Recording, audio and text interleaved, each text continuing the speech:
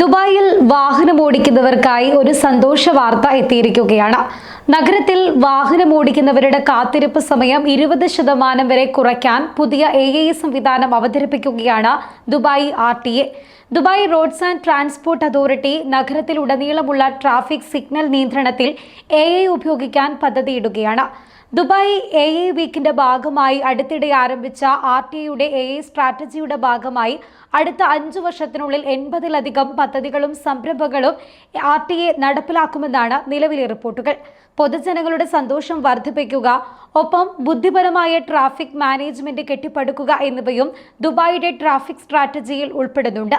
AI ഉപയോഗിച്ച് പ്രവർത്തിക്കുന്ന ഈ തത്സമയ ട്രാഫിക് സിഗ്നൽ നിയന്ത്രണ സംവിധാനം ദുബായിലുടനീളം ഗതാഗത പ്രവാഹം ഒപ്റ്റിമൈസ് ചെയ്യുമെന്നും RTA വ്യക്തമാക്കിയിട്ടുണ്ട്. പുതിയ സംവിധാനം വരുന്നതോടെ നിലവിലെയും പഴയതുമായ വിവരങ്ങൾ മനസ്സിലാക്കി ഗതാഗതം എങ്ങനെയായിരിക്കണമെന്ന് മുൻകൂട്ടി അറിയിക്കുകയും അവസ്ഥകൾ പരിഗണിച്ച് സിഗ്നലുകളുടെ സമയം തനിയെ മാറ്റുകയും ചെയ്യും. ഇതോടെ വാഹനങ്ങൾക്ക് സിഗ്നലുകൾക്ക് മുന്നിൽ കാത്തുനിൽക്കേണ്ട സമയത്തിലും മാറ്റങ്ങൾ വരും.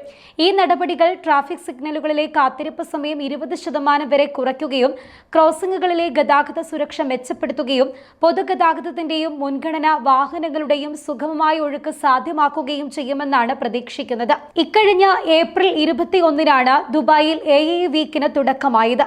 രാജ്യത്തിന്റെ വിവിധ മേഖലകളിൽ അവിഭാജ്യ ഘടകമായി AI മാറിയെന്ന് ദുബായ് കിരീടാവകാശിയും UAE ഉപപ്രധാനമന്ത്രിയും പ്രതിരോധ മന്ത്രിയും ദുബായ് ഫ്യൂച്ചർ ഫൗണ്ടേഷന്റെ ബോർഡ് ഓഫ് ട്രസ്റ്റീസ് ചെയർമാനുമായ Sheikh Hamdan bin Mohammed bin Rashid Al Maktoum പ്രതികരിക്കുകയുണ്ടായി. AIയുടെ ഭാവി പര്യവേക്ഷണം ചെയ്യുന്നതിനായി വ്യവസായ പ്രമുഖരും ആഗോള ടെക് കമ്പനികളിൽ നിന്നുള്ള മുതിർന്ന ഉദ്യോഗസ്ഥരും ദുബായിൽ നടന്ന അസംബ്ലിയിൽ പങ്കെടുത്തിരുന്നു.